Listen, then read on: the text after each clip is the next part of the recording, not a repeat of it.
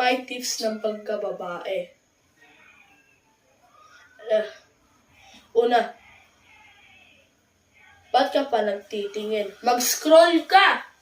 Ang ugly mo eh! Yung jeans mo! Sana sa ano mo, kaklase mong maganda. Baka mapogi pa. Sana yun na lang. Maging babae ka na lang dyan. Ang ugly mo. Ikaw yung maliit na bulilit, bumibili sa sari-sari store, tapos sinampal ka ng chick kasi kala mo daw boyfriend mo siya. Ang ugly mo nga.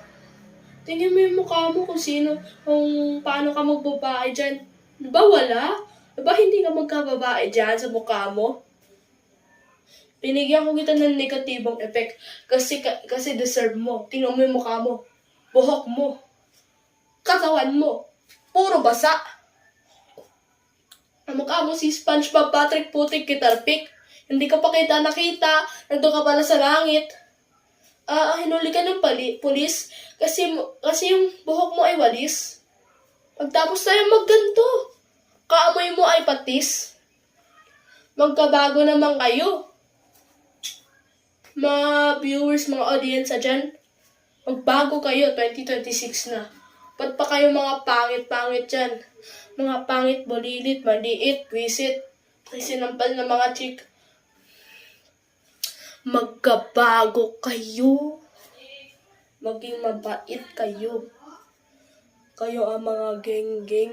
Ba't ganun kayo? Mga pangit. Tapos nag-ano pa.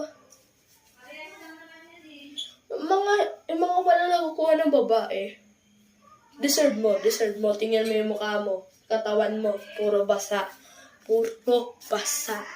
Mukha mo. Parang kaklase ko. Ang pangit niya. Kamukha niyang ano.